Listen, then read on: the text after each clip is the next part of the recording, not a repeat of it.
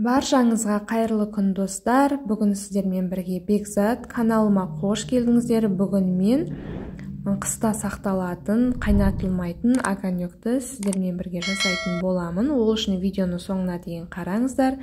Мінекей осындай помидордың барлығын тазалап жуып аламыз. Мендегі помидор қызыл және оранжевый цвет, және де чеснок қажет болады, ащы бұрыш, тәтті бұрыш және де морковь, яғни сәбіз қажет болады. Осының барлығын мясорубкіден өткізетіндей етіп, артық жерлері болса кесіп тастап, өзіңізге ыңғайлы етіп кесіп алсаңыз болады.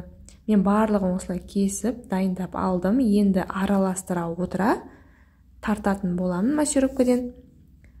Бұл жерде мендегі помидор 5 кг, чеснок, яғни сарымсақ 400 грамм, сәбізіміз 2 штук, және де ащы бұрышымыз 5 штук, тәтті бұрышымыз болгар перец 1,5 кг қостым.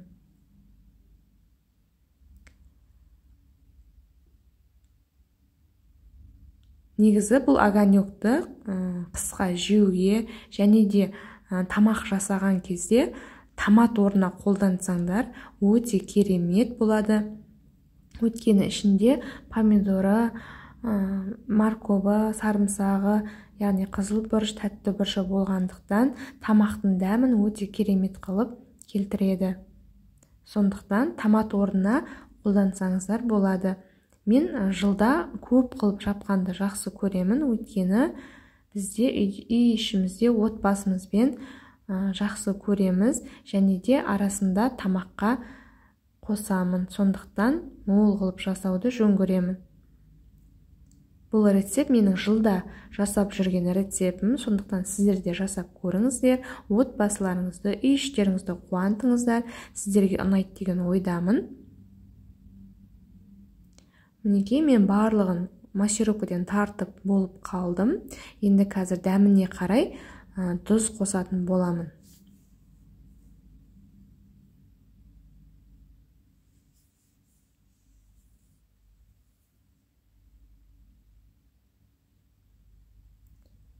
Мінекей, енді осының үстіне мен қазір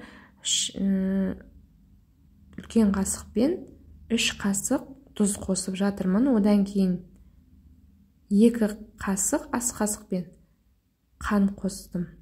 Одан кейін жақсылап араластырып, осының бетін қазір жауып, мен 6 сағатқа салқындау жерге қойып қоямын.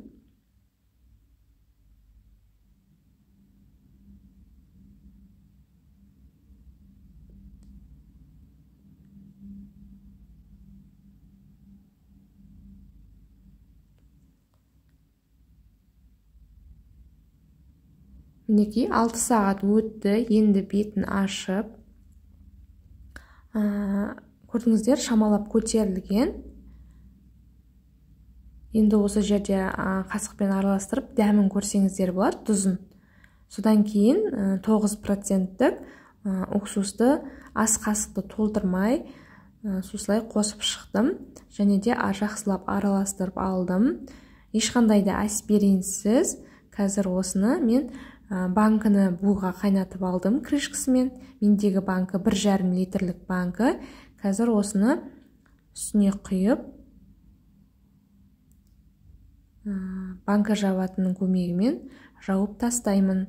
Сіздер бұл жерде баклажкаға құйсаңыздар да болады, ол өз еріктеріңіз.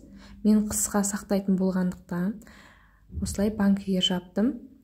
Және де менде банкі өзімде жететін болғаннан кейін осылай банкіге жабуды жөн көрдім. Сіздер баклажкаға жапсаңыздар да болады.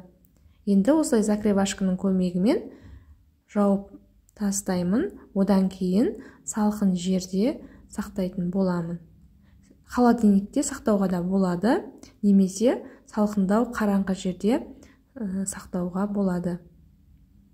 Осымен біздің огонёгіміз дайын, қалғанын дәл осылай жауып тастайтын боламын. Достар, сіздерге менің рецептім ұнап жатса, каналыма тіркеліп қойыңыздар, және де комментария, лайк басып, және де достарыңызға таратуды ұмытпаңыздар. сіздерге көмегім тиіп жатса өте қуаныштымын. Сондықтан каналыма тіркеліп қойыңыздар, алдағы уақытта түрлі рецепттермен бөлісетін боламын. Мінекей біздің қайнатылмаған аспиринсіз қысқа сақталатын огонегіміз дайын. Алдағы уақытта қайнатылатын огонектің рецептімен бөлісетін боламын. Сондықтан каналыма тіркелуді ұмытпаңыздар. Сау болыңыздар.